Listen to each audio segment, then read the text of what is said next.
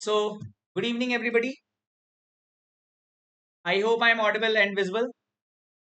Today, we are meeting just to make sure and to complete an exhaustive revision of accounting standard number 14, that is amalgamation of companies. Okay, amalgamation of companies हमने complete कर लिया था अपनी batch में, पूरी तरीके से कुछ भी नहीं छोड़ा था। हमने क्वेश्चन सारे कंप्लीट किए थे, एक एक कंसेप्ट को ब्रश अप किया था। आज हमारा ये जो रिवीजन है ये आपके एग्जाम को ध्यान में रखते हुए रखा है। मैंने एग्जाम में ध्यान में रखते हुए ऐसा रखा है कि भाई आपको यहाँ पे मेरे साथ मैं आपको सारे कंसेप्ट ब्रश अप कराऊंगा। जितने क्वेश्चन मैंने क्लास में कराए थे वो सारे करा दूंगा, और उसके बाद आप पर ये छोड़ूंगा कि आपको घर पे एक बार क्विकली रिकैप कर लेना है। तो आर यू गाइस रेडी? जो लोग भी रेडी हैं वाइट टाइप करें, जो नहीं रेडी हैं एन टाइप करें। तो सभी रेडी हैं, नाइस। ओके, इस रिवीजन को अपने को खत्म करने में 2 सेशंस लगेंगे, आज का और एक कल का, है ना? तो अपन इसको आराम से खत्म करेंगे। तो let's start. Sir, accounting for amalgamation of company. मैंने जब आपको ये चैप्टर स्टार्ट किया था तो मैंने आपको बोला था कि अमालगमेशन के कई सारे नाम हैं, कई सारे नाम हैं। Yes no? सर हाँ। कौन कौन से? सर एक तो हमने नाम सुना था एब्जॉर्प्शन, एक तो हमने नाम सुना था सर अमालगमेशन, और एक नाम सुना था एक्सटर्नल रिकंस्ट्रक्शन। Yes no? तो मैंने आपको जब चालू किया था कि what do you mean by the term called as amalgamation, मतलब ये एक बिजनेस कॉम्बिनेशन है दो एंटिटीज का।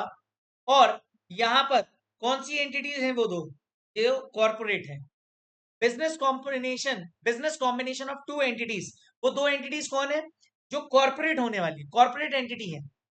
इन दो एंटिटीज को अगर बिजनेस कॉम्बिनेशन होता है तो इसे हम अमलगमेशन बोलते हैं। AS14 अमलगमेशन फॉर कंपनीज बात करता है, वो बिल्कुल भी डिफाइन नहीं करता कि क्या ये एब्जॉर्प्शन है या एक्सटर्नल रिकंस्ट्रक्शन है। वो सिर्फ एक वर्ड बोलता है, अमलगमेशन। रीजन याद होगा, मैंने आपको लॉजिक बताया भी था। लॉजिक कैसे बताया था? मैंने आपको बोला था कि मान लीजिए एक कंपनी है ए, एक कंपनी है क्या? ए। ए ने टेक ओवर किया बी को, तो A takes over B, this is nothing but absorption. Yes no? But A और बी इन दोनों ने मिलके एक कंपनी नई बनाई, और दोनों मिलके एक नई कंपनी के नाम पे बिजनेस करने लगे, that is company C. But जरूरी नहीं है ये जो दिख रहा है वैसा ही है। ऐसा भी हो सकता है इन दोनों कंपनीज का इन दोनों कंपनीज का क्लोजर हो गया और फिर ये कंपनी आ गई। लोग ऐसा भी समझ सकते हैं। तो यहाँ पे कंफ्यूजन बहुत सारी थी नेम के कारण, तो यहाँ पर उन्होंने नाम क्या रखा? Amalgamation of company.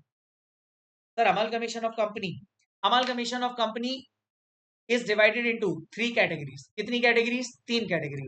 याद आ रहा है? 3 कैटेगरी। 3 कैटेगरी में पहला नाम था अमलगमेशन, दूसरा नाम था आपका एब्जॉर्प्शन, तीसरा एक्सटर्नल रिकंस्ट्रक्शन। फटाफट से अपन क्विकली रिकैप करते हैं। सर अमलगमेशन क्या होता है? अमलगमेशन मतलब दो कंपनी मिल गई, दो कंपनी एक मर्ज हो गई और एक नई कंपनी बनी। जैसे कि sir A limited plus B limited is equal to A B limited. A और बी मिलकर ए बी लिमिटेड बन गए। Tata plus Lipton, Tata Lipton. याद है अपना एग्जाम्पल? सर एब्जॉर्प्शन में क्या होता था? एक कंपनी टेक ओवर कर लेती है या परचेज कर लेती है दूसरी कंपनी को, मतलब A limited takes over B limited, तो जो रिजल्टिंग कंपनी है वो ए लिमिटेड ही है। जैसे कि फेसबुक ने टेक ओवर किया था व्हाट्सएप को, तो अब वो किसके नाम से जानी जाती है? फेसबुक। याद आया? सर एक्सटर्नल रिकंस्ट्रक्शन क्या होता है? One company is running in losses, then it liquidates itself, and the same management forms a new company to take over the old company. So can I say ये external reconstruction is almost similar to absorption? Yes or no? Sir क्या हुआ था अपने case में? नई ए limited ने take over किया old ए limited को, और एक नई ए लिमिटेड के नाम से कंपनी बन गई। Am I clear? Yes no? Chartereds, you understood? Yes sir. Sir मैंने आपको बताया था दुनिया में 2 तरीके की ग्रोथ होती है, एक ऑर्गेनिक, दूसरी इनऑर्गेनिक। सर ऑर्गेनिक क्या? मैंने आपको एग्जांपल दिया था, आप लोगों को याद आ रहा होगा। मैंने आपको एग्जांपल दिया था कि मान लो आपको कोई कैलकुलेशन करनी है, मैं आपको कोई कैलकुलेशन देता हूं या आपके सामने कोई कैलकुलेशन आती है, तो आपके पास इजी वे है और एक डिफिकल्ट है। इजी वे क्या है? आपने तुरंत से कैलकुलेटर पे उसको कैलकुलेट कर लिया, that is the easiest way. Second way is कि आप खुद उसको लिखो और एक एक करके उसको पॉइंट आउट खुद से कैलकुलेट करो। एक होता है कैलकुलेटर का यूज करके, एक होता है खुद से। तो मुझे एक बात बताओ, ऑर्गेनिक वे कौन सी थी, खुद से कैलकुलेट करना है या कैलकुलेटर का यूज करना? Correct sir, organic growth. हमने वहां पे खुद से जब हम बात करते हैं तो वो ऑर्गेनिक हो जाता है। और अगर हम किसी इंस्ट्रूमेंट की यूज कर रहे हैं, मतलब अपना काम हम स्मार्ट वर्क कर रहे हैं बेसिकली, जिसमें हमारे एफर्ट्स कम लगे और रिजल्ट हमें जल्दी मिल जाए, that is what inorganic growth. तो ग्रोथ दो तरीके की होती है बेटा, एक ऑर्गेनिक, एक होती inorganic. Amalgamation came up with the idea of inorganic growth, याद है? अब क्यों क्या उस एग्जांपल पे नहीं जाते, बट अपन आ जाते हैं। It is nothing but inorganic growth. Inorganic growth क्यों? मान लो मुझे किसी बिजनेस के फील्ड में एंटर करना है। अब मुझे उस फील्ड में एंटर करना है तो कहना ही से, या तो मैं उस फील्ड में खुद से सारी चीजें करूं, या उस फील्ड में कोई ऑलरेडी जो टॉप पे है उसको टेक ओवर कर लूं। इजी वे क्या है? टेक ओवर करना। Yes no? Yes.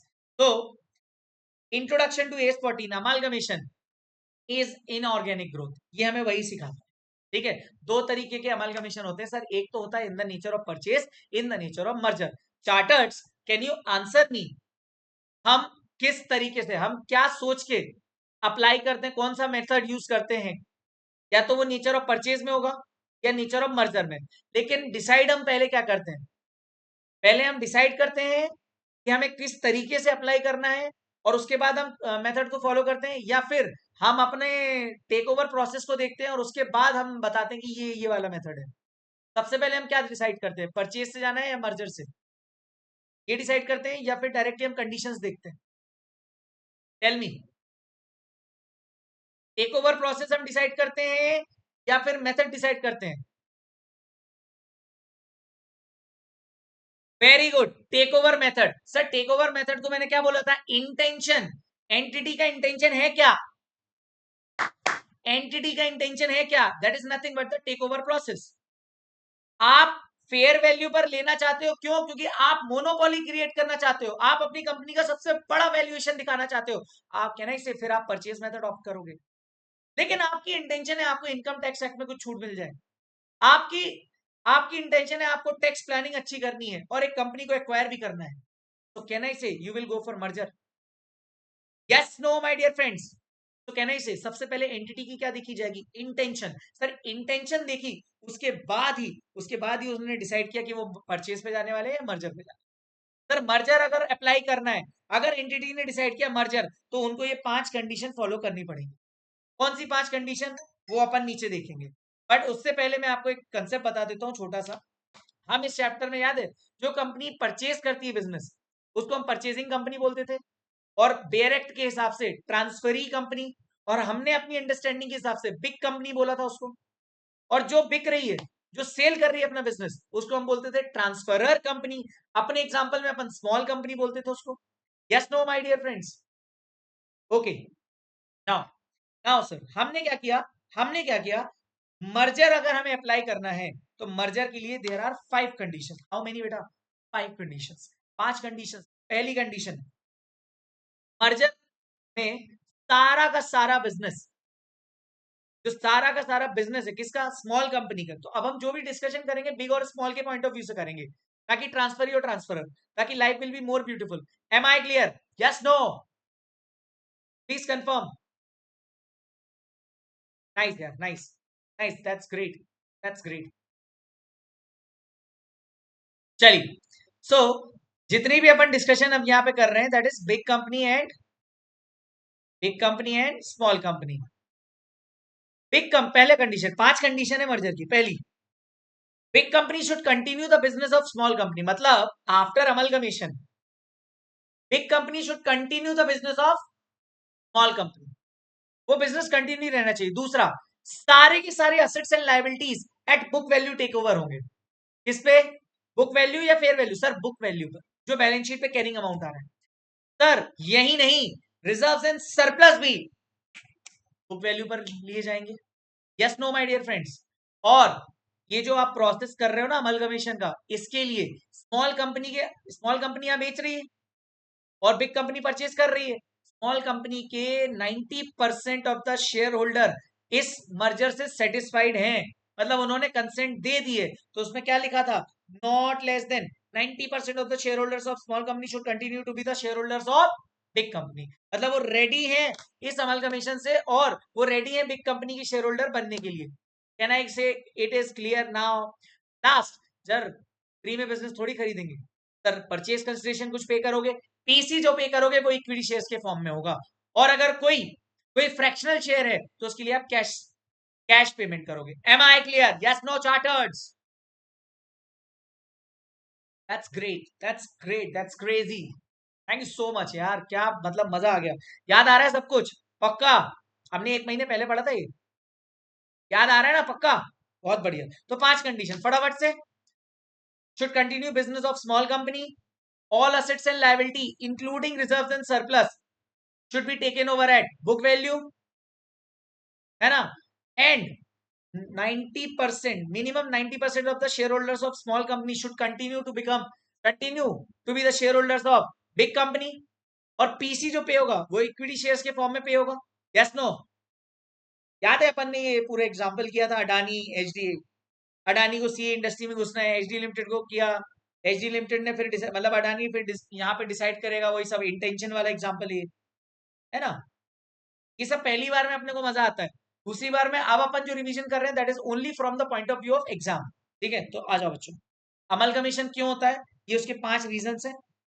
Monopoly maintain करने के लिए, सिनर्जी इफेक्ट, मतलब 1 + 1 = 11, 1 + 1 = 11, 2 + 2 = 5, this is called synergy effect. समझे? कॉस्ट रिडक्शन हो जाता है।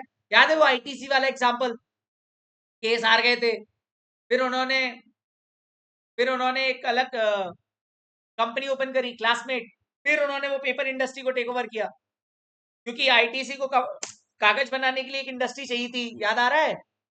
बट आईटीसी को परमिशन नहीं मिली अमलगमेशन के लिए, क्यों? सिगरेट सिगरेट अलाउड नहीं है, कोर्ट ने मना कर दिया। फिर इन्होंने क्या किया, एक नई कंपनी ओपन करी जिसे आज आप क्लासमेट के नाम से जानते हो। क्लासमेट ने क्या किया, क्लासमेट ने उस कंपनी को टेक ओवर कर लिया, कहना इसी, कोर्ट ने मना नहीं किया। तो intention of the entity is most important thing as per the accounting is concerned. Am I clear, chartered? That's great. चल सर, अमलगमेशन होता कैसे है? सर 2 तरीके से होता है, इंटरनेशनली और इंडिया में। सर इंटरनेशनली होता है तो उसपे कौन सा स्टैंडर्ड लगता है? International financial reporting standard number 3, जो हमारे कोर्स में नहीं है। सर इंडिया में, हाँ, इंडिया में अगर कोई स्मॉल कंपनी है, स्मॉल कंपनी मतलब नेटवर्थ जिसकी 250 करोड़ से कम है, उस पर लगता है AS14। लेकिन ऐसी कंपनी या तो वो लिस्टेड है या फिर उसकी नेटवर्थ कितनी है, 250 करोड़ से ऊपर है, तो उस पर लगता है इंड AS 103। ये आप कब पढ़ोगे? सीए फाइनल में पढ़ोगे। और ये हमारा चैप्टर है। यहां तक सब क्लियर बच्चों? Great, that is great. Sir तो अब ये भी बता देते हैं, हम ये भी देख लेते हैं हैशटैग नंबर 5 में कि what is the difference between purchase and merger. Purchase में मैंने, सॉरी, मर्जर में मैंने आपको एक कंडीशन बताई कि परचेज वहां पे ओनरशिप होती है, यहां पे भी परचेज बिजनेस होता है। तो देखो, मर्जर में जब आप अकाउंटिंग करते हो तो आप साथ साथ असेट ले रहे हो, लाइबिलिटी ले रहे हो, और साथ ही साथ रिजर्व्स एंड सरप्लस भी ले लेते हो। बट यहाँ परचेज में, परचेज की अगर मैं बात करूं तो यहाँ सिर्फ और सिर्फ नेट असेट्स लिए जाते हैं, मतलब assets plus liabilities, that is net assets, assets and liabilities. समझ में आई बात? असेट्स एंड लाइबिलिटीज, यहाँ पे assets and liabilities and reserves and, am I clear? याद रखना परचेज मेथड और मर्जर मेथड में डिफरेंस क्या होता है। Purchase of business that is assets and liability, यहाँ पे क्या हो रहा है, आपने परचेज किया बिजनेस का, तो उसमें आप क्या क्या चीजें कंसिडर करोगे while doing the amalgamation? assets taken over at fair value and liabilities taken over at payable value। Sir fair value क्या होती है? Current market price. आज मैं अगर मान लो, आज मैं अपने यहाँ पे मेरी कंपनी में प्लांट एंड मशीनरी 10 लाख की, मैं उसको आज बेचने निकला, उसकी मार्केट में वैल्यू निकली 12 लाख की, what is the fair value of the machine? Tell me, can I say 12 lakhs? This 12 lakhs is the fair value, and and my dear friends, it is nothing but the realizable value also। Can I say yes और no? पक्का? Okay, that's great. तो assets taken over at, अभी हम पूरी बात करेंगे किसके point of view से? परचेज के पॉइंट ऑफ व्यू से. ठीक है बच्चों? Assets taken over at fair value less liabilities taken over at payable value. तो इसको हम क्या बोलते हैं बेटा? नेटो. नेटो मतलब नेट असेट्स टेकन ओवर. और परचेज कंसिडरेशन को इससे लेस कर देंगे तो हमें पता चल जाता है गुड्डू या कैपिटल रिजर्व. सर कैसे पता चलता है? मान लीजिए मैंने एक कंपनी को टेक ओवर किया, ये एचडी है, और एचडी ने ऑफकोर्स किसको टेक ओवर किया होगा बेटा? वेरी गुड बेटा, बडी को टेक ओवर किया होगा. नाउ बडी लिमिटेड को जब इन्होंने टेक ओवर किया तो कहना ही से बडी लिमिटेड के सारे असेट्स एंड लाइबिलिटीज एचडी के कंट्रोल में आ जाएंगे. Yes no? Please confirm. Sir आ जाएंगे. तो कहना ही से ये जो असेट्स एंड लाइबिलिटीज हैं, अब असेट्स को अपन किस पे रिकॉर्ड करेंगे? Eight fair value. लाइबिलिटीज को किस पे? Payable value. ये हमारा कहलाएगा नाटो. मतलब मुझे कुछ नेट असेट्स मिल रहे हैं, एचडी को कुछ नेट असेट्स मिल रहे हैं. Yes no? अब मुझे एक बात बताओ, मुझे एक बात बताओ. हाँ तो टेबल वैल्यू तो लिखा. अब मुझे एक बात बताओ, ये नेटो फ्री में मिल जाएगा क्या? नहीं sir, HD should have paid some consideration, that is known as PC. PC cash में भी हो सकता है, शेयर्स के फॉर्म में भी हो सकता है. यस और नो? हो सकता है कि नहीं? बिल्कुल हो सकता है सर. इस नेटो को मान लो मेरे पास नेटो थे, मतलब मेरे पास नेटो आए 1,000 रुपए के, और मैंने पीसी पे किया है कितना? 900 रुपए का. मुझे बताओ, 900 रुपए देके मेरे पास 1,000 रुपए का असेट आए, कहना इसे मेरा फायदा हो गया? कहना इसे it is nothing but a profit? Yes no? This profit is nothing but the capital reserve. ये क्या हो जाएगा? हमारा कैपिटल रिजर्व हो जाएगा. लेकिन सर अगर मैं ऑन दी अदर हैंड बोलूं, मैंने 1,200 का पीसी पे किया है और नेटो मुझे मिले हैं 1,000 के, कहने से मैंने 200 रुपए एक्स्ट्रा पे करे हैं for the purpose of goodwill, excess amount. कहने से हम प्यार से इसको क्या बोलते थे बच्चों? गुड्डू. तो वी हैव पेड गुड्डू. पक्का? Done? Am I clear? That's great यार. तो याद आ रहा है, मतलब ये मेरे को बहुत खुशी हो रही है चीज देख के कि तुमको याद आ रही चीज. एल्स क्या होता है ना, मतलब याद नहीं है तो फिर प्रॉब्लम है. चलो, तो sir PC minus NATO is इधर गुड्डू और कैपिटल रिजर्व. ये किसकी बात हो रही थी? परचेज की बात हो रही थी, परचेज मेथड की बात हो रही थी. लेकिन सर अब मैं बात कर रहा हूं मर्जर की. यहां पे आप सिर्फ परचेज में क्या होता है, आप बिजनेस परचेज कर रहे होते हो, बट मर्जर में आप पूरी ओनरशिप ले रहे होते हो. याद आ रहा है वो वाला एग्जाम्पल? मैं गया था कहा? मुंबई. मुंबई में मैंने, साउथ बॉम्बे में मेरी क्लास थी, नॉर्थ बॉम्बे में मुझे एक सेंटर ओपन करना था. वहां पे एक बड़ी मैडम थी, बड़ी मैडम की खुद की क्लास चल रही थी, मैंने उनकी क्लास को टेक ओवर मार दिया था. याद आया? Same example we have discussed while initiating the consolidation also and as well as in amalgamation. yes no? तो मैंने उनको दो ऑप्शन दिए थे, मैंने उनको दो ऑप्शन दिए थे, ये सब मेरे हवाले कर दो, मैं ओनर बन जाता हूं, आप मेरे यहाँ एज एन एम्प्लॉय काम करो, दैट इज मर्जर. बट मिलके काम करते हैं, मिलके काम करते हैं मतलब, सर मिलके काम करते हैं मतलब मैं आपका बिजनेस टेक ओवर कर लेता हूं और आप चले जाओ. Now that is something different. Okay, for example आपके पास रिकॉर्डिंग होगी उसकी, आप देख सकते हो. रिवीजन के पॉइंट ऑफ व्यू से सिर्फ इतना याद रखना, एग्जाम पॉइंट ऑफ व्यू से सर यहाँ हम बिजनेस परचेज कर रहे हैं, यहाँ ओनरशिप परचेज कर रहे हैं. जब हम ओनरशिप परचेज कर रहे हैं तो कैपिटल छोड़ के सारी चीजें हम टेक ओवर कर लेंगे, कैपिटल छोड़ के सारी चीजें हम टेक ओवर कर लेंगे. एम आई क्लियर बेटा? पक्का? यहाँ पे सिर्फ असेट्स एंड लाइबिलिटीज, और assets at fair value, liabilities at payable value. मैं जानबूझ के यहाँ पे स्लो चल रहा हूँ ताकि आपको चीजें याद आए. ठीक है सर, यहां भी मुझे नेटो निकालना पड़ेगा. यस, लेकिन इस बार assets at book value, liabilities less करोगे आप बुक वैल्यू पे, और रिजर्व्स एंड सरप्लस भी बुक वैल्यू पे लेस करोगे, तो वो आ जाएगा आपका नेटो. यहां पर नेटो और शेयर कैपिटल बराबर ही रहेगी. मर्जर के केस में नेटो और शेयर कैपिटल बराबर रहेगी. क्यों सर? ये देखो मैंने आपको दिखाया भी था कि सर मान लो मेरे फिक्स एसेट्स इतने हैं 15, reserve surplus 5, liability 3, current asset 3. मैंने नेट एसेट्स टेक ओवर कर लिए along with reserves and surplus.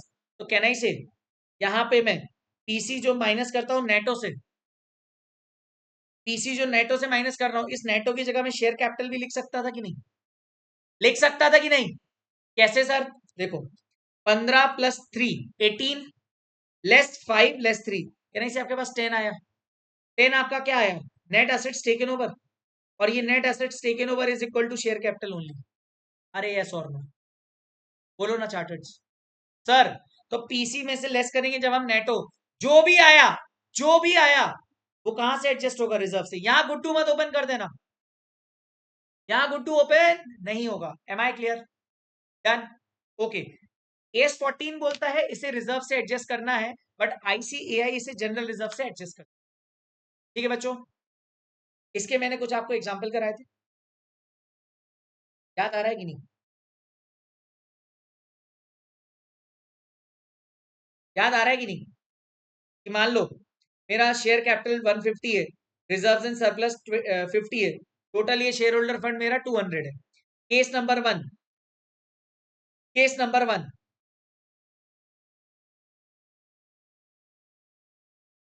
PC अगर मैं निकालूंगा, क्या बोल रहे हो बेटा? पूरा याद आ गया? अरे बहुत अच्छी बात है, यहां तक सब आ रहा है ना? पक्का? बहुत बढ़िया, बहुत बढ़िया। याद है अपन ने ये केसेस करे थे, रिजर्व से कैसे एडजस्ट करना है, रिजर्व से कैसे एडजस्ट करना है ना? याद रखना, मान लो मेरा पीसी है 170, पीसी कितना है? 150, और इसमें से मैंने शेयर कैपिटल लेस कर दी 1, सॉरी पीसी 170 और शेयर कैपिटल 150। कैन आई से मेरे पास 20 का जो बैलेंसिंग आया that is what? Reserves only, reserves only, yes और नो? रिजर्व्स ओनली ना? और अगर मान लो मेरा पीसी 120 है और शेयर कैपिटल 170 है, तो 50 का भी एडजस्टमेंट कहां से जाएगा? रिजर्व से ही जाएगा। पक्का? सर यहाँ पे क्या हो रहा था? 150, 150 की शेयर कैपिटल थी, 50 का रिजर्व था, तो 200 हमारा क्या हो गया? Share holder fund. ध्यान से सुनना, पहले केस में मेरे रिजर्व से कितना एडजस्ट करना है मुझे? कितना एडजस्ट करना है? 20। ये 20 एडजस्ट करूंगा तो मैं क्या करूंगा? 20 लेस कर दूंगा। पक्का? क्योंकि क्योंकि मुझे, मैंने यहाँ पे 20 रुपए मेरे को कम मिले, मेरे को मैंने 170 पे करे, लेकिन मुझे एसेट्स कितने के मिले? 150 के, तो कहना से मैं रिजर्व से 20 रुपए कम कर दूंगा। अगर मान लो यहाँ ज्यादा होते तो सेकंड वाले केस में 50 ऐड कर देता। ये देखो 50, ये 180, मतलब ये अगेन 80 हो गया। कहना से ये पूरा हो गया। पक्का? यहां तक सब क्लियर है? तो ये था हमारा हैशटैग नंबर 5। मैंने आपको अभी ऊपर ऊपर से क्या क्या बताया? What is amalgamation, methods of amalgamation, why amalgamation, how to do amalgamation, merger की condition, there has to be intention of entity, वो कौन सा इंटेंशन रखते हैं उस हिसाब से मेथड्स लगेंगे, तो difference between purchase and merger. अब आगे बढ़ते हैं। Method of accounting, method of accounting दो जगह पे देखना है, एक स्मॉल कंपनी के केस में और एक बिग कंपनी के केस में। स्मॉल कंपनी कौन है? ट्रांसफरर कंपनी, यानी इसे एस 14 उसके लिए कोई मेथड नहीं बताया, एस 14 उसके लिए कोई मेथड नहीं बताया था बेटा, कोई भी मेथड नहीं बताया था। तो हमने कौन सी चीज अप्लाई करी थी? Gap, generally accepted accounting principle. और ये गैप हमने कहां से उठाया? डिसोल्यूशन ऑफ फर्म से। वहां पे हम क्या फॉलो करते थे? Realization method. यहां भी जिस कंपनी की बुक्स बंद होती है तो हम उसमें रियलाइजेशन अकाउंट ओपन करते हैं, यस और नो? तो कहना है जो जो कंपनी की बुक्स क्लोज हो रही हैं उसकी बुक क्लोजर के लिए कौन सा मेथड यूज करेंगे? Realization method. लेकिन जो नई कंपनी है, जो बिग कंपनी है, उसके लिए आपको दो मेथड्स हैं, दो मेथड्स में आपको ये चेक करना पड़ेगा आपने कौन सा लगाया है। मान लीजिए आपने purchase, amalgamation in the nature of purchase है तो आपने परचेज मेथड लगाई है, लेकिन अगर मर्जर है तो फिर आपने पूलिंग ऑफ इंटरेस्ट मेथड लगाई। Pooling of interest method is nothing but merger की जो कंडीशंस लग रही वही। Am I clear?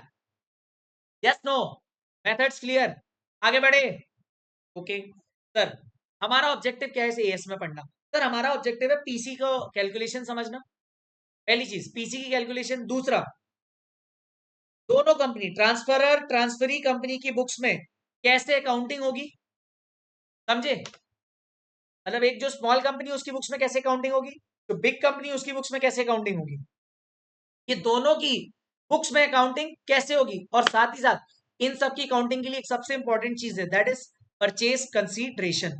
तो उसको भी समझना, दो चीजें बस समझनी, खत्म हो जाएगा हमारा चैप्टर। M I clear? तो हमने इस चैप्टर को दो पार्ट्स में पार्ट दिया था, एक यूनिट 1 परचेज, यूनिट नंबर 2 कौन सी, मर्जर। पक्का? तो अब हम स्टार्ट करने वाले हैं बेटा purchase method. Purchase method start करने वाले हैं। इस परचेज मेथड से पहले जितना अभी हमने हैशटैग नंबर 7 तक पढ़ा है, that is nothing but the introduction of the accounting standard number 14, basic terminology as well as the basic concept. पिछले 25 मिनट में हमने यही पढ़ा है। मुझे एक बात बताइए, क्या समझ में आया बेटा?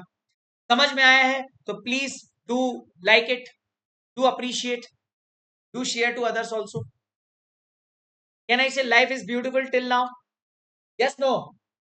We have Sheru with us. पक्का?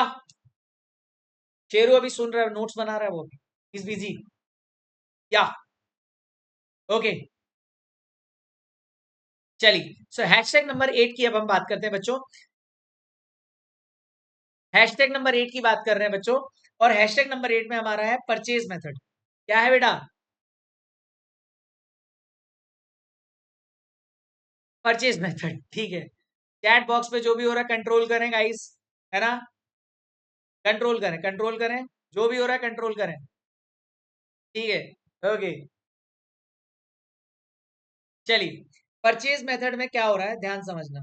सर, ये मेरी एक कंपनी है, स्मॉल कंपनी जिसको मैं बोल रहा हूँ, और ये एक बिग कंपनी है। ध्यान समझना अभी। ओए इधर, big company takes over the business of small company. तो जैसे ही बिजनेस टेक ओवर हुआ, कहना से ये सारे नेट एसेट्स बिग कंपनी के हो गए।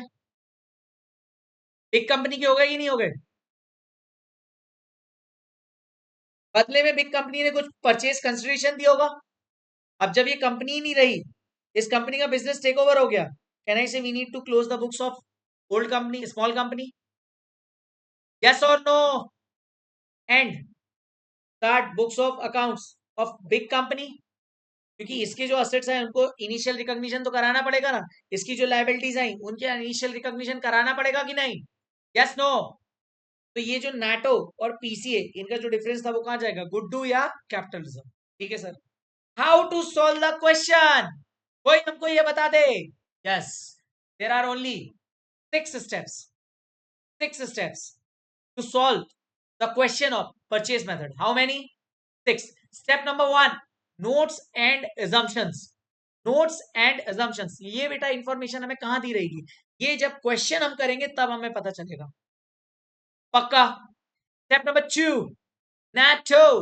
नेटो क्या होता है? नेट असेट टेकन ओवर, इसका एक स्टेटमेंट बनाएंगे बेटा अपन। Step number 3, statement of purchase consideration, PC का एक स्टेटमेंट बनाएंगे कि क्या क्या पीसी के फॉर्म में दे रही है। मुझे एक बताओ, नेटो का स्टेटमेंट किसके पॉइंट ऑफ व्यू से बनेगा, स्मॉल कंपनी या बिग कंपनी? बिग कंपनी जो टेक ओवर कर रही है और जिस वैल्यू पर टेक ओवर कर रही है। एम आई क्लियर बेटा? Yes no? That's great. Sir, PC, PC के फॉर्म में क्या क्या दे रही है बिग कंपनी, किसको, स्मॉल कंपनी को। अच्छा, याद रखना, पीसी निकालने के लिए अपन ने 3 चीजें डिस्कस करनी है, एक तो पेमेंट मेथड, एक नेट एसेट मेथड, और साथ ही साथ एक इंट्रिंसिक वैल्यू मेथड। ये हम आगे पढ़ेंगे, बट याद रखना ये कब पढ़ेंगे, जब हम स्टेप नंबर 3 पढ़ रहे होंगे। आगे हम ये सारी स्टेप्स को थोड़ा सा डिटेल में पढ़ेंगे। चल, हमारे पास नेटो आ गया, हमारे पास पीसी आ गया, कहना इसे नेक्स्ट स्टेप हमारा गुड्डू या कैपिटल रिजर्व के लिए होगा। अगर ये परचेज का क्वेश्चन है, सर ये हो गया, उसके बाद अकाउंटिंग करनी है in the books of small company. अब इसमें या तो अगर वो लेजर पूछता है तो लेजर आपको क्या बनाना है, रियलाइजेशन मेथड के लिए। एंट्रीज पूछ ली तो 12 जनरल एंट्रीज है। Accounting in the books of big company, big company मतलब जिसने टेक ओवर किया है business, 9 entries plus 1 sweet balance sheet. Yes no? पक्का? तो अब हम डिस्कस करते हैं स्टेप नंबर 1। मैंने ऑलरेडी आपको बोला था विल डिस्कस विद क्वेश्चंस। खत्म। Step number 2, NATO. नेटो निकालने के लिए आपको क्या चाहिए सर, एक तो चाहिए assets taken over at fair value, दूसरा liabilities payable at liabilities taken over at payable value, या लाइबिलिटीज की जो, अच्छा याद रखना मैंने आपको बताया भी था, payable value is nothing but the fair value for liabilities. जितना आज मुझे पे करना पड़ रहा है, can I say that is nothing but the fair value only? Yes no? Yes. So इन दोनों का जो बेटा डिफरेंस होगा दैट विल बी नेटो। ठीक है, अब नेटो में क्या क्या चीजें आएंगी हम इस बारे में डिस्कस करेंगे। Sir NATO consist of only those assets and liabilities which are taken over by big company, that is transferee company.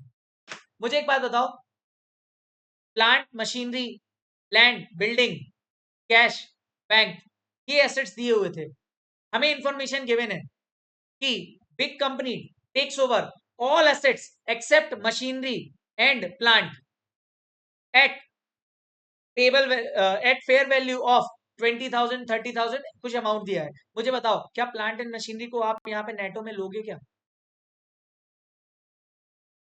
पक्का? Very good, very good, very good. Sir plant and machinery को हम नहीं लेंगे, that's great. हाँ, जो take over किया question में given है। Sir sir question remain silent, QRSA all assets and liabilities take over, तो फिर हम ऐसा मान लेंगे कि सारे assets and liabilities take over कर लिए गए। Am I clear? Am I clear बेटा? डन?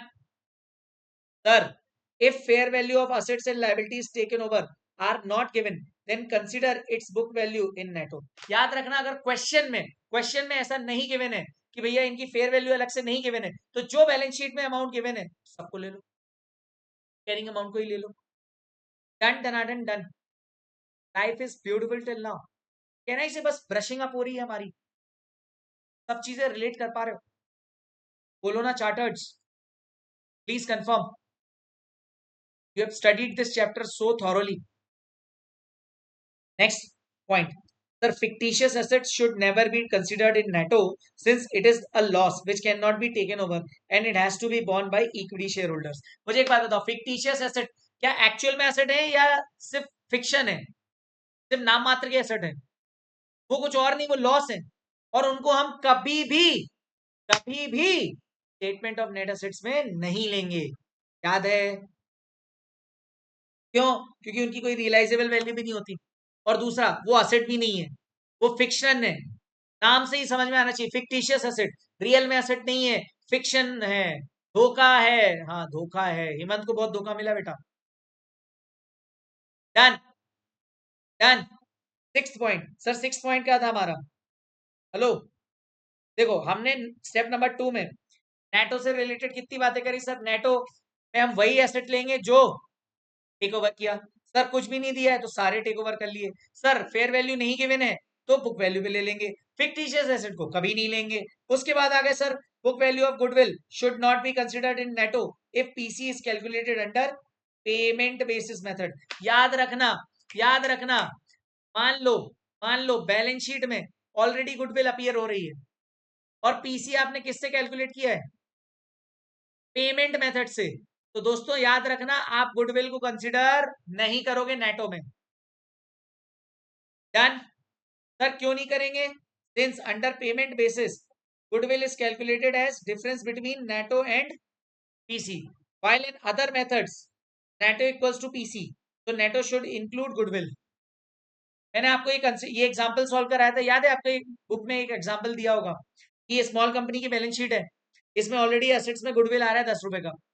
अब अगर मान लो हमने नेटो विदाउट गुडविल लिया, नेटो अगर हम विदाउट गुडविल लेते हैं तो कहने से हमारा फिक्स एसेट 100, लायबिलिटी 40 और गुड्डू हमने 0 लिया, मतलब हम नहीं लिया, कहने से हमारा नेटो कितना आया? 60, और मान लो पीसी 120 है, तो गुडविल कितनी आ गई? 60 ओनली, 60 ओनली। Yes no? हाँ। सर अगर ले लिया तो क्या हो गया? सर यहाँ पे गुडविल कितनी आ गई? 50। अब मैं को एक बात बता रहा हूं, मैंने आपको बताया था कि अगर पीसी किससे निकाला है? पेमेंट मेथड से, तो अपन को गुडविल नहीं लेनी स्टेटमेंट ऑफ नेट एसेट्स में अगर वो क्वेश्चन में गिवन है।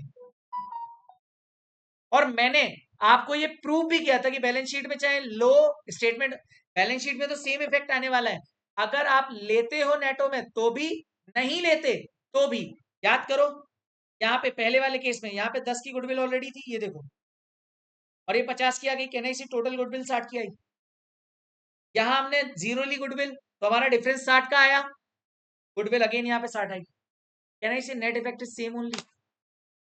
बट स्टिल कौन सा गलत है और कौन सा सही है, ऐसा मैंने आपसे क्वेश्चन पूछा था, तो आपने बोला था पहले वाला सही है दूसरे वाला गलत है। मैंने बोला था नहीं बेटा, दोनों थॉट प्रोसेस हैं, दोनों एक पॉइंट ऑफ व्यू है, दोनों सही है। एम आई क्लियर बेटा? Yes no? पक्का? और फिर मैंने आपको आपको मेरी पर्सनल चॉइस भी बताई थी कि सर ये विदाउट गुडविल वाला ज्यादा बेटर है। याद है मैंने लॉजिक भी दिया था आपको, मैंने आपको लॉजिक क्या दिया था? मैंने कहा एक बात बताओ, आपकी बुक्स में गुडविल आ रही है लॉजिकली इट इज पॉसिबल, अगर आपकी बुक्स में गुडविल आ रही है और आप अपना बिजनेस ही बेच रहे हो, तो काय की गुडविल? आपके इतनी नौबत आ गई, आप अपना बिजनेस बेच रहे हो, तो गुडविल काय की? Correct, correct.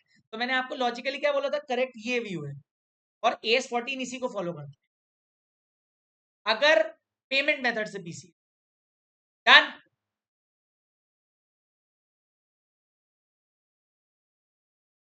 फिर मैंने ये भी बताया था कि अगर मान लो पीसी कम है तो गुडविल नहीं आएगी। पिछले वाले में पीसी कितना था? 120 था।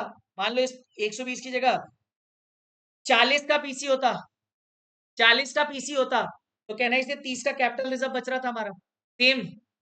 और 10 की गुडविल आ रही होती बुक्स में, तो कहना इसे कैपिटल रिजर्व हमारा 20 हो जाता। क्यों? क्योंकि ये जो बुक्स में गुडविल आ रही है ये तो किसकी थी? स्मॉल की थी, और स्मॉल की बुक्स बंद हो गई, इसको अपन ने, और अपनी बुक्स में आ रहा है कैपिटल रिजर्व, कैपिटल रिजर्व से सेट ऑफ मार दिया, और इसमें हमने गुडविल ली नहीं, तो कहना इसे ऑटोमेटिकली कैपिटल रिजर्व 20 ही आ रहा था।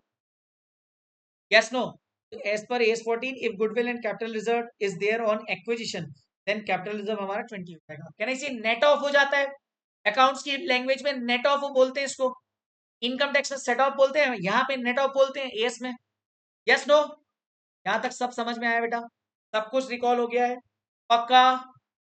एवरीबडी, अभय, आदित्य, आरती, अर्चित, आयुष, भरत, दुर्गा, हेमंत, गौरी, जतिन, झलक, कार्तिक, कनक, विजयवर्गीय जी, कीर्ति, कोयल, कृष्णोत्तमा, माधव, कुशल, Mansi, Mohammad Ubaid, Palak, Naitik, Mohit, Praneha, all my wonderful chartered accountants, Saloni, Shreya, Shivam, Sarvesh, Sneha, Tarun, Disha, Unnati, Vaishnavi.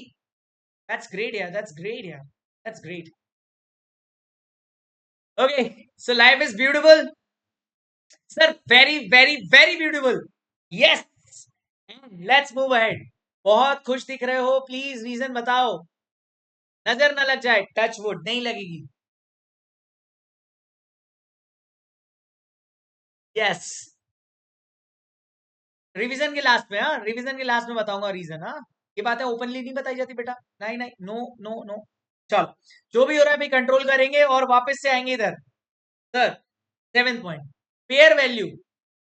पे, प्लीज यार, fair value, fair value of liability is amount payable by big company to liability of small company is to be taken.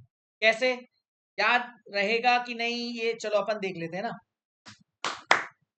ये एक HD cloud हमने बनाया था, ये एक HD क्लाउड हमने बनाया था, याद आ रहा है कुछ? याद आ रहा है कुछ? है ना? अब ध्यान से सुनना, मैंने आपको परचेज मेथड में क्या बोला था, लाइबिलिटीज हम किस पे लेंगे? लाइबिलिटीज किस पे लेंगे? पेबल वैल्यू, पेबल वैल्यू पे लेंगे, है ना? अच्छा, किस कंपनी की लाइबिलिटीज और एसेट्स को टेक ओवर किया जा रहा है? स्मॉल। तो स्मॉल कंपनी के एसेट्स का तो ठीक है, हमने फेयर वैल्यू की बात कर ली। नाउ कम्स बेटा liability, liability at payable value. ये पेबल वैल्यू किस लाइबिलिटी की बात हो रही है सर? लाइबिलिटीज में बहुत सारी चीजें होती है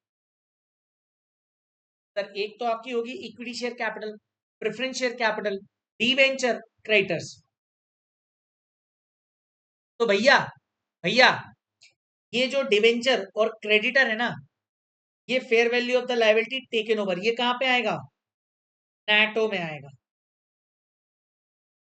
और ये जो इक्विटी शेयर कैपिटल और प्रेफरेंस शेयर कैपिटल दिख रही है ना स्मॉल कंपनी की, it is nothing but nothing but the liability holders who are getting the PC, amount payable by big company to shareholders of small company, मतलब इतना तो owners को मिलेगा, इनको क्या मिलेगा? पीसी। और इनको क्या होगा? इनका क्या होगा? इनको टेक ओवर कर लिया जाएगा। तो यहाँ पे लाइबिलिटी दो तरीके की होती है स्मॉल कंपनी में। स्मॉल क्या है, हर कंपनी में दो तरीके की होती है, एक होता है ओनर्स फंड, एक होता है लाइबिलिटी, आउटसाइडर लाइबिलिटी। तो बेटा आउटसाइडर लाइबिलिटी की हमें फेयर वैल्यू टेक ओवर करके लेनी है नेटो में। Am I clear? क्या हम ओनर्स फंड को भी नेटो में लेते हैं? कभी नहीं लेते। बस इतना सा बात था, बहुत सिंपल था, कुछ भी नहीं था एचडी क्लाउड में। क्योंकि ओनर्स फंड में जो लोग आते हैं उनको तो पीसी देते हैं ना अपन, उनको तो बड़ी कंपनी छोटी कंपनी के ओनर्स को क्या दे देती है? Purchase consideration. लेकिन आउटसाइड लाइबिलिटी को क्या कर लेते हैं? उसको टेक ओवर कर लेते हैं और खुद पे ऑफ करते हैं। पे ऑफ सबको कर रही है big company in the form of two things. First, outsiders को टेक ओवर किया और फिर बड़ी कंपनी ने पे ऑफ कर दिया। तो इसके fair value of the liability taken over at नाटो। बट जो ओनर्स हैं, ओनर्स जो थे उनको पीसी दे दिया। Can I say both are happy? सबकी लाइफ ब्यूटीफुल है यहाँ पे? पक्का याद रहेगा? अच्छा, बिग कंपनी जो पीसी देगी वो किस फॉर्म में दे सकती है? Sir they can give it in any form. They can give it by way of cash, equity, preference, debentures. Yes no? लेकिन ये पीसी मिलेगा किसको? ओनर्स को। और इनको क्या करेंगे? टेक ओवर कर लेंगे। किस पे? Fair value. बस इतनी सी बात बोली थी, अब पढ़ लो। Fair value of the liability is the amount payable by big company to the liability holders of small company या liabilities of small company. Done? Let's move ahead. Sir फिर एक आया था क्या? सर कौन कौन सी liabilities taken over does not include reserves and surplus? Liabilities कुछ ऐसी भी होती हैं जो रिजर्व्स एंड सरप्लस में, मतलब ऐसी कौन सी लाइबिलिटीज हैं जो टेक ओवर नहीं होंगी? कौन सी liabilities? Sir reserves and surplus. Reserves and surplus को नहीं लेते। तो मैंने आपको यहाँ पे कुछ वो बनवाया था, एक चार्ट कि रिजर्व्स एंड सरप्लस में क्या क्या आएगा, क्या क्या नहीं आएगा। जो चीजें नहीं आएंगी वो हम नेटो में ले सकते हैं कि नहीं? वो हम नेटो में ले सकते हैं कि नहीं? ये सब डिस्कशन हम कहाँ कर रहे थे? परचेज मेथड में। परचेज मेथड में मैंने आपको बताया था कि नेटो में सारे एसेट्स आएंगे, सारी लाइबिलिटीज आएंगी except reserves and surplus and share capital, वो भी at fair value and payable value. But merger में अपोजिट होता है, मर्जर में रिजर्व्स भी आ जाते हैं। डन? ठीक है। तो सर रिजर्व्स एंड सरप्लस में क्या क्या आएगा? Sir general reserve, reserve fund, dividend equalisation, P&L credit, revenue reserve, capital reserve, retained earnings, profit prior to incorporation, security premium, investment fluctuation reserve, revenue reserve, capital redemption reserve.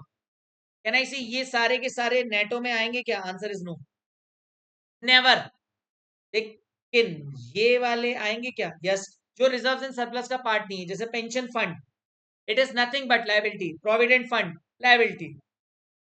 Retirement fund, insurance policy reserve, provision for depreciation, provision for doubtful debts. Workman compensation के बारे में अपन थोड़ा सा अलग से discuss करते हैं, 2 minute रुकिएगा, है ना? लेकिन staff welfare fund, workman profit sharing fund, ये कंसिडर होते हैं नेटो में, कंसिडर होते हैं नेटो में।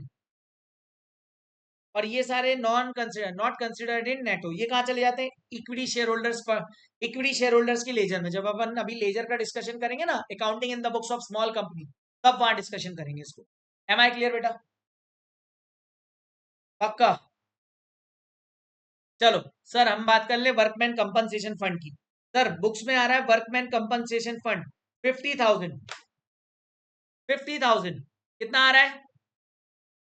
50,000। ध्यान से समझना, ध्यान से समझना।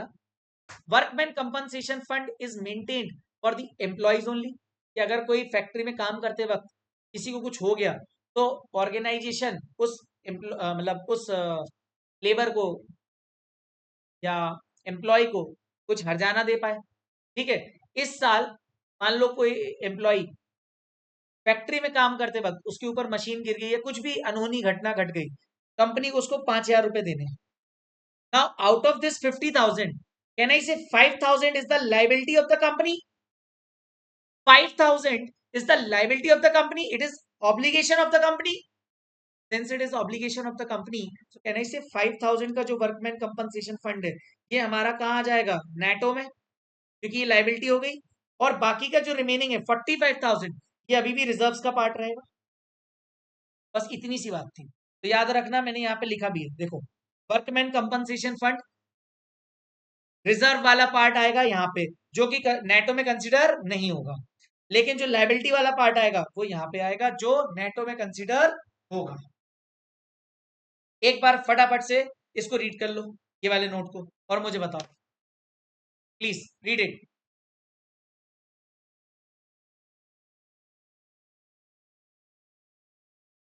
हाँ, रिजर्व पार्ट बेटा, रिजर्व पार्ट का मतलब जो रिमेनिंग पार्ट है, दैट इज 45,000 इधर आएगा और 5,000 बेटा इधर आएगा। ठीक है, इस रिमेनिंग पार्ट को अपन रिजर्व का ही तो हिस्सा मान रहे हैं। अगर ये रिजर्व है तो क्या नेटो में आएगा? नो, लेकिन ये लाइबिलिटी है तो नेटो में आ जाएगा।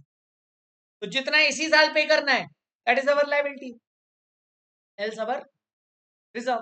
Got it? Yes, yes Anjali, clear. चलो सर, इसके अलावा एक और आता है स्ट्रेटेजरी रिजर्व। सर स्ट्रेटेजरी रिजर्व मतलब हमें ये रिजर्व इसलिए बनाने पड़ते हैं बिकॉज ऑफ अदर एक्ट्स, दूसरे कानूनों की वजह से हमें ये कुछ एक्ट रिजर्व बनाने पड़ जाते हैं। Investment allowance reserve, development rebate reserve, export profit reserve, foreign project reserve, site restoration fund. ठीक है, ये रिजर्व्स हैं ये, लेकिन रिजर्व्स एंड सरप्लस के अंदर आएंगे स्ट्रेटेजरी रिजर्व्स? हाँ सर आएंगे।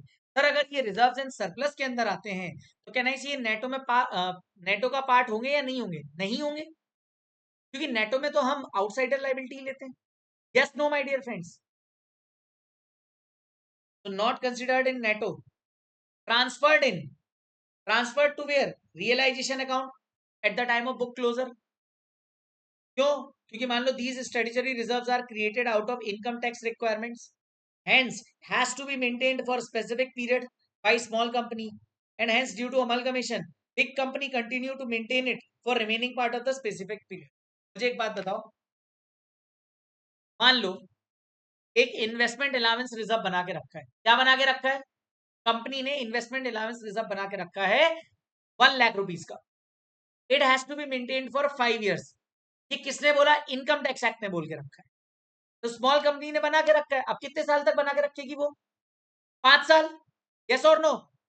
मान लो इन 5 सालों के बीच में कंपनी का टेक ओवर हो गया, तो फिर जो बिग कंपनी है जिसने टेक ओवर किया है उसको ये रिजर्व मेंटेन करना पड़ेगा फॉर रिमेनिंग पीरियड।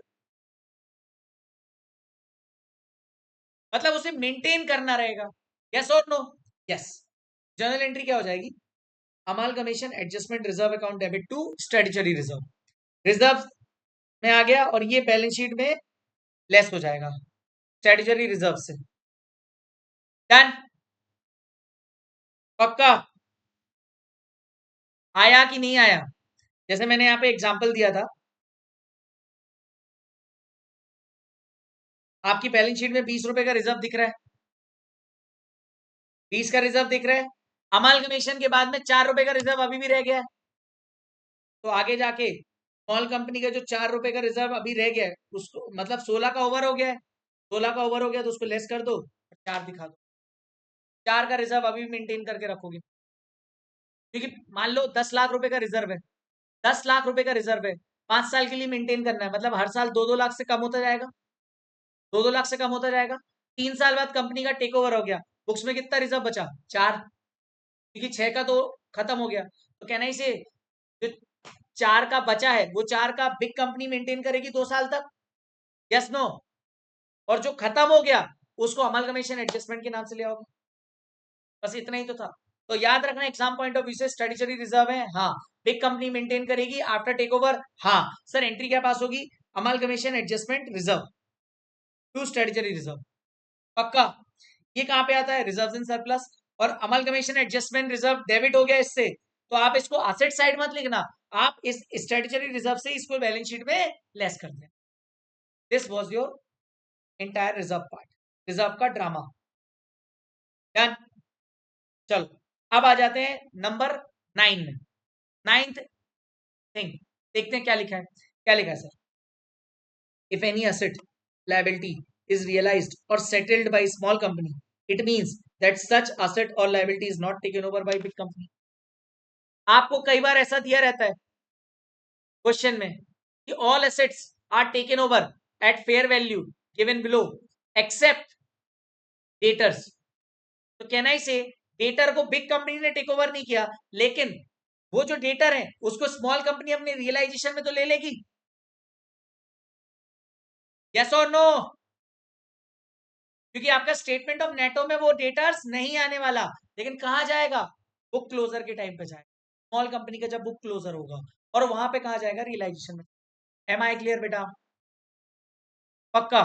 तो देखो हम जो स्टेटमेंट बनाते थे उसमें क्या लिखते थे? Assets at fair value, liabilities at payable value, और असेट्स में कौन सा लेते थे? Which are taken over by big company and not realised by small company. Done. तो यहाँ पे सिर्फ वही लेंगे जो टेक ओवर किया है, बाकी का कहा जाएगा रियलाइजेशन में। और ये जो आया नेटो, इससे पीसी तो गुड्डू या कैपिटल रिजर्व। याद रखना fair value of the liability will never include share capital and reserves in surplus. ऊपर ही हमने पढ़ लिया था, ऊपर हमने वो वर्कमैन कंपनसेशन वाला देख भी लिया था एग्जाम्पल। इसको मैं वापस समझा देता हूँ, यहाँ पे मैंने और डिटेल में बताया था। मैंने ऊपर सिर्फ एक एक्सप्लेनेशन के लिए बताया था कि भाई रिजर्व पार्ट क्या होता है, लायबिलिटी पार्ट क्या होता है। मैंने उसका एक यहाँ पे एग्जाम्पल ही आपको सॉल्व करवाया था। एग्जाम्पल मतलब एक चार्ट बनवाया था कि मान लो आपके पास वर्कमैन कंपनसेशन फंड है बेटा 40,000 का, ठीक है, और लायबिलिटी कितनी आ रही है इस साल वर्कमैन कंपनसेशन की? 9,000। इसका मतलब इसका मतलब इसका मतलब क्या है? आपको 9,000 इस साल पे करने किसी एम्प्लॉय को, तो आप इसमें से नेटो में कौन सा वाला ले लोगे? 9,000। और जो रिमेनिंग है 31, वो कहा रिजर्व्स का हिस्सा रहेगा, वो रिजर्व्स का हिस्सा रहेगा। पक्का? हाँ सर। सर क्वेश्चन अगर साइलेंट है, क्यूआरएस का मतलब होता है क्वेश्चन रिमेन साइलेंट। तो बेटा क्वेश्चन रिमेन साइलेंट है, तो मेरे को अगर लाइबिलिटी कोई क्वेश्चन में गिवन ही नहीं है, तो कहना ही से पूरा पूरा मैं 40,000 को 40,000 का रिजर्व ही मान के रखूंगा, कुछ भी लाइबिलिटी रिकॉर्ड नहीं करूंगा। ये बात समझ में आ रही कि नहीं? Tell me all the wonderful chartered accountants so that I could move ahead. कहना ही से छोटी छोटी कॉमन सेंस वाली बातें हैं, सब समझ में आया? कुछ भी वापस से एक्सप्लेन करना है बोल दो। डन। याद रखना cash balance should be considered in netto after subtracting realization expenses only if paid by small company. अब आपको चेक करना पड़ेगा क्वेश्चन में कि realisation expenses, what is the realisation expenses? Company का जो स्मॉल कंपनी उसको बंद कराने के खर्चे, वो बंद कराने के खर्चे किसने बियर करें? अगर अगर स्मॉल कंपनी ने बियर करे हैं बेटा, स्मॉल कंपनी ने बियर करे हैं, तो बेटा एक काम करना, मान लो आपकी कंपनी का कैश बैलेंस है 30,000, रियलाइजेशन एक्सपेंस है 3,000, ठीक है, और एक्सपेंस किसने बियर किया है? स्मॉल कंपनी ने। एक्सपेंस किसने बियर किया है? स्मॉल कंपनी ने। तो मुझे एक बात बताओ, क्या ये 30,000 पूरा का पूरा आप टेक ओवर करोगे क्या? No, never. Why? Because sir इसमें से स्मॉल कंपनी ने रियलाइजेशन एक्सपेंस बियर करे हैं, तो मैं इसको पूरा नहीं ले सकता, पेंडिंग पार्ट ले सकता हूं। हाँ, आप कंसेप्ट समझने के लिए पूरा एग्जांपल समझना। तो एक बात बताओ, क्या सर आप ये बोलना चाहते हो रियलाइजेशन एक्सपेंसेस जरूरी नहीं है हर बार स्मॉल कंपनी बियर करे, कई बार ऐसा भी होता है बिग कंपनी बियर कर रही, बिग कंपनी बियर कर रही है, पक्का। और कई बार ऐसा होगा क्वेश्चन में गिवन होगा स्मॉल कंपनी बियर कर रही है। अब अपने को देखना है क्या रहेगा क्वेश्चन में, आपको गिवन रहेगा बेटा कि expenses paid by big company है या फिर स्मॉल कंपनी है, ठीक है।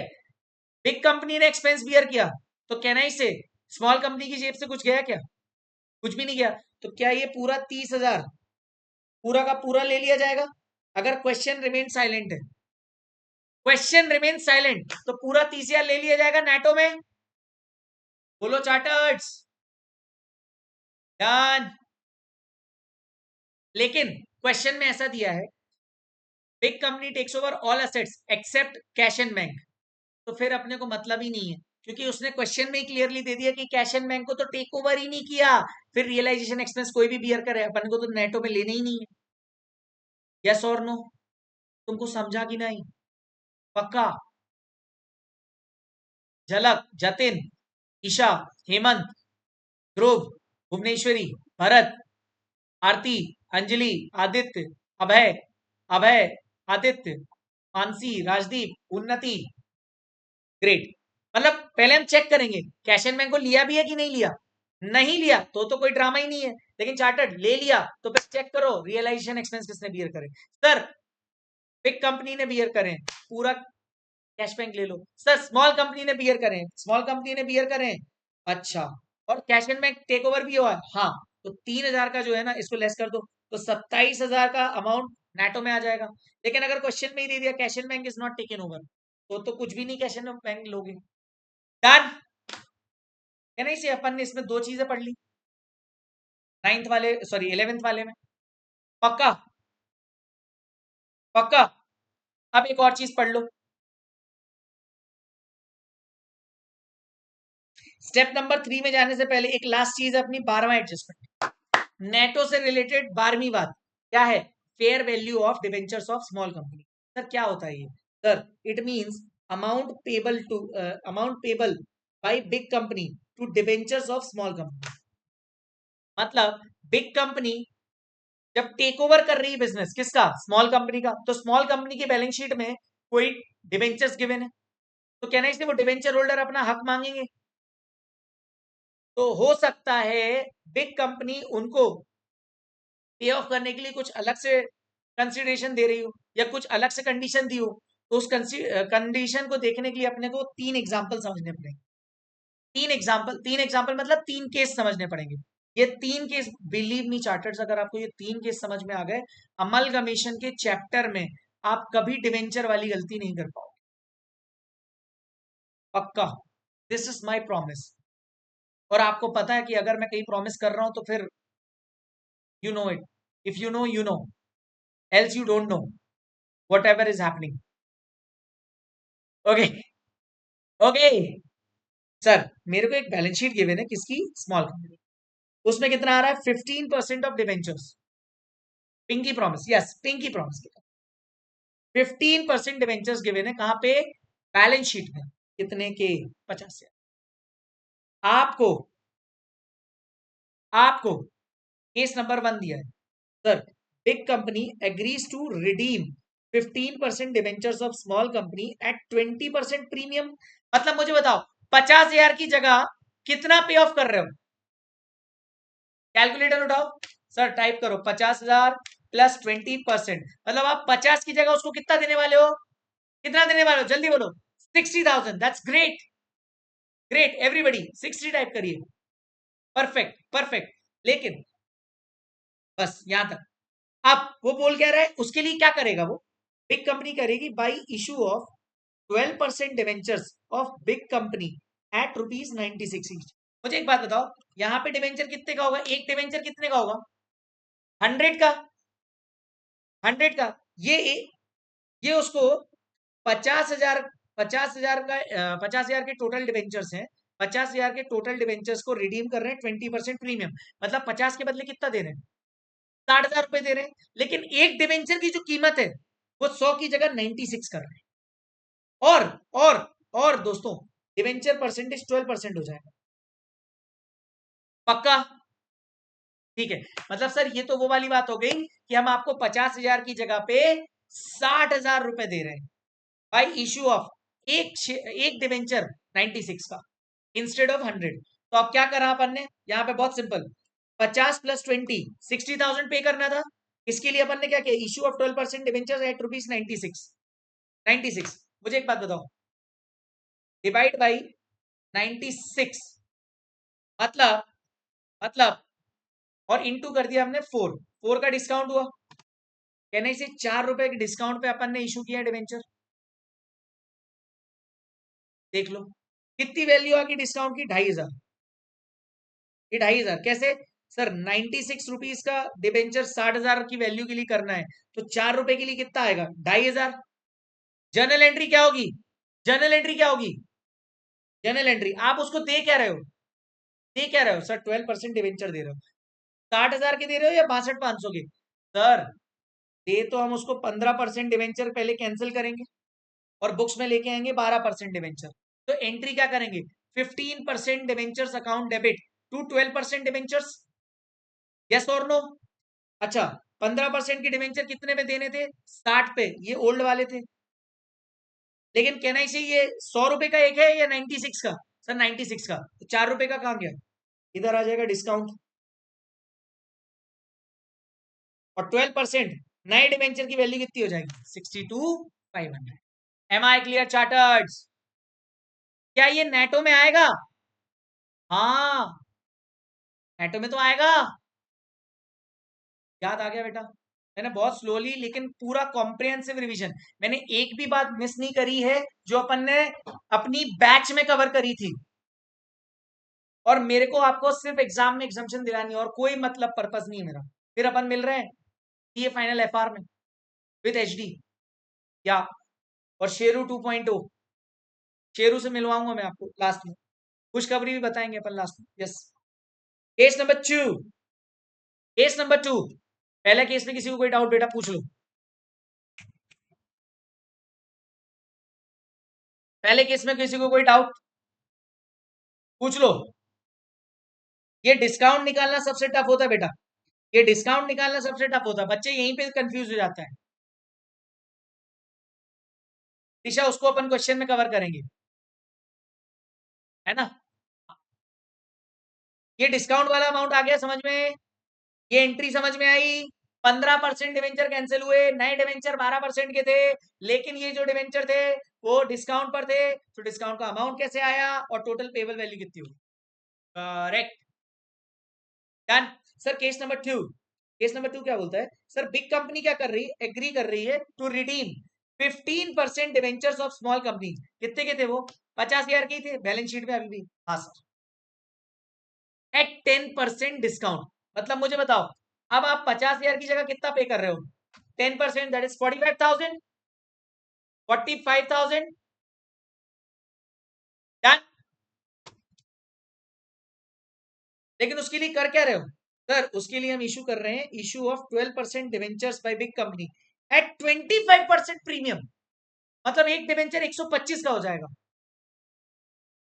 तो देखो 45,000 divide by 125 into 25, can I say 9,000 extra premium. 9,000 extra premium, वो प्रीमियम सिक्योरिटी प्रीमियम पे जाएगा। Yes no? अब देखो आपने निकाला कैसे इसको? 125 रुपए का एक डिवेंचर और उसकी टोटल वैल्यू अपने को कितनी पे करनी थी? 45,000। तो 25 के लिए कितनी वैल्यू हो जाएगी? 45, ये क्रॉस मल्टीप्लाई कर दिया, 45 divide by 125 into 25, 9,000। This 9,000 is for premium. तो रिमेनिंग क्या हो जाएगा? 36 फेस वैल्यू के लिए। यस और नो बेटा? टोटल हम 45 ही पे कर रहे हैं, लेकिन इस 45 के लिए 36,000 फेस वैल्यू नए वाले डिवेंचर्स में से और बाकी 9,000 प्रीमियम। एंट्री कुछ इस तरह से हो जाएगी, 15% debenture account debit to 12% debenture, ये 45,000, ये 9,000 का प्रीमियम और 36,000। सर ये प्रीमियम आएगा कि डिस्काउंट आएगा? मुझे इतना नहीं समझ में आता बेटा, यहाँ पे लिखा रहेगा कि किस पे इशू कर रहे हैं। Issue of 12% by big company at 25% premium. Dhruv उसे क्वेश्चन में देखेंगे अपन। ध्रुव, है ना? डन। हाँ बेटा उसको अपन क्वेश्चन, लेकिन मुझे ये बताओ ये एंट्री समझ में आई? अगर ये एंट्री समझ में बेटा, मैं आपको अगेन बोल रहा हूं, आप लोग अगर रटने बैठोगे ना कुछ समझ में नहीं आएगा। आप जर्नल एंट्री सीख गए ना, life is will be very very very beautiful. Else you will क्योंकि क्या है ना, आप रास्ते से भटक जाओगे ऐसा। तो अभी अपने को जर्नल एंट्री सीखनी है। जर्नल एंट्री में क्या आ रहा है सर, मुझे समझ में नहीं आता। देखो यहाँ पे क्या आया था, डिस्काउंट, क्योंकि 96 पे दिया, 100 का एक डिवेंचर था, 96 पे दिया। सर यहाँ पे तो उसने बोल ही दिया एक्स्ट्रा 25% प्रीमियम, तो सिक्योरिटी प्रीमियम आ जाएगा।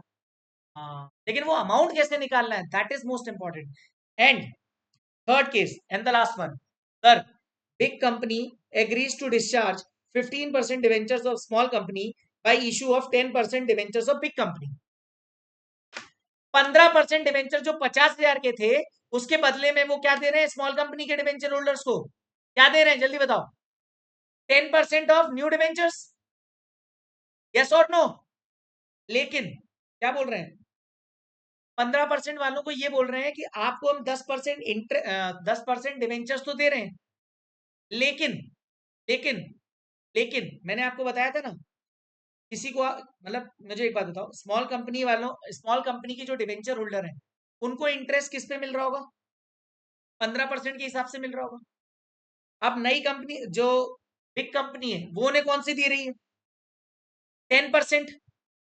वो मानेंगे क्या, नहीं मानेंगे। लेकिन अपन ने साथ में ये बोल दिया, सो एज टू एल्ड, मतलब येल्ड का मतलब होता है बेटा अर्न करना, अर्न करना, मतलब so as to earn same amount of interest. उन्होंने बोला देखो हम आपको 10% डिवेंचर तो दे रहे हैं, लेकिन जो इंटरेस्ट था ना, उतना ही देंगे जितना आप 15% वाले पे ले रहे थे। तो क्या नहीं, डिवेंचर होल्डर्स एग्री हो जाएंगे, पक्का, क्योंकि भाई उनको 15 में भी वही मिल रहा था, 10 में भी वही मिलेगा। हाँ, अब यहां पे अपने को चेक करना पड़ेगा 15% पे कितना इंटरेस्ट था। तो मुझे बताओ, 50,000 इंटू 15%, 7,500 का इंटरेस्ट उन्हें मिल रहा था। एनआई से हम भले ही 10% डिवेंचर्स इशू कर रहे हैं, लेकिन इंटरेस्ट तो हमें कितने का देना है, 7,500 का ही, यस और नो। तो मैंने आपको एक क्वेश्चन बनवाई थी कि 15% of debentures, old debentures equal to 10% of new debenture. 15% of old debenture कितने के थे, 50, मतलब इंटरेस्ट कितना हो जाएगा, 7.5। 10% ऑफ न्यू डिवेंचर्स, तो टोटल नंबर ऑफ डिवेंचर्स कितने इशू करोगे। तो हमने क्या किया, टोटल नंबर ऑफ डिवेंचर्स के लिए हमने क्या किया, यहाँ पे 7500 को डिवाइड कर दिया 10% से। तो कहना इसे 75,000 आ गया, 75,000 आ गया। इतने की डिवेंचर जब हम इशू करेंगे, तब जाके सामने वाले को 7,500 का इंटरेस्ट दे पाएंगे। Am I clear charters. तो एंट्री क्या हो जाएगी, 15% debenture account debit to 10% debentures, खत्म। So this was our step number 2। Step number 2 clear, आया कि नहीं आया, मतलब सेम अमाउंट ऑफ इंटरेस्ट देना है। क्यों देना है, क्योंकि यहां पे लिखा है। और बच्चों मोस्टली आपको यही वाला कंफ्यूज करेगा कि केस नंबर 3, केस नंबर 1 और 2 फिर भी आप एक बार कर दोगे, केस नंबर 3 कई बार कंफ्यूज करता है, मोस्टली कंफ्यूज करता है। डन। तो this was the step number 2। मुझे बताओ 12 स्टेप्स पढ़े हमने, सारे के सारे क्लियर हो गए। अब कोई कंफ्यूजन इसमें, वापस से याद आ गया पूरा, डन, डन और नॉट, जतिन, जतिन आया बेटा। बस आज के लिए पहले वाले रिवीजन लेक्चर में अपन इतना ही करेंगे, बाकी की बातें अपन करेंगे अगले रिवीजन वीडियो में, जो कि कल है। और आपको मिल जाएगा इसके बाद नोट्स, आपको डिस्क्रिप्शन पे मिल जाएगी, ठीक है। डन, डन डनाडन डन, बाय बाय।